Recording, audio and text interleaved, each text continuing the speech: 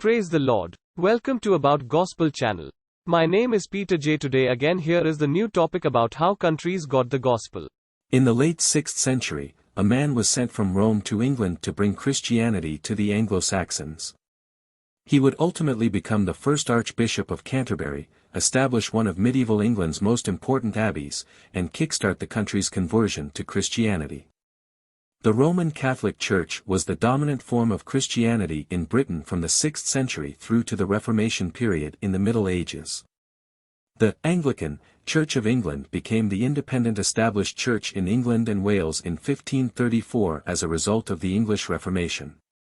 In Wales, disestablishment took place in 1920 when the Church in Wales became independent from the Church of England. In Scotland, the Presbyterian Church of Scotland, established in a separate Scottish Reformation in the 16th century, is recognized as the national church, but not established. Following the Reformation, adherence to the Catholic Church continued at various levels in different parts of Britain, especially among recusants and in the north of England. Particularly from the mid-17th century, forms of Protestant nonconformity, including Congregationalists, Baptists, Quakers, and, later, Methodists, grew outside of the established church.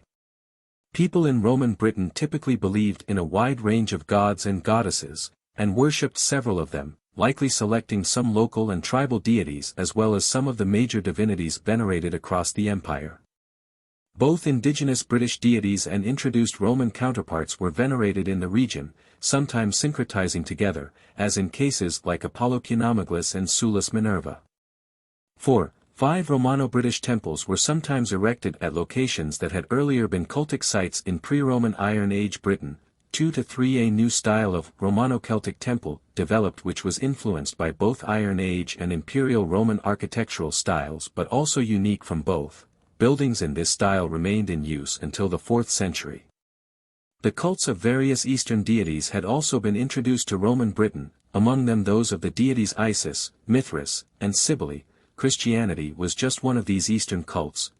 6 The archaeologist Martin Hennig suggested that to sense something of the spiritual environment of Christianity at this time, it would be useful to imagine India, where Hinduism, a major polytheistic system, remains dominant, and where churches containing images of Christ and the Virgin are in a tiny minority against the many temples of gods and goddesses.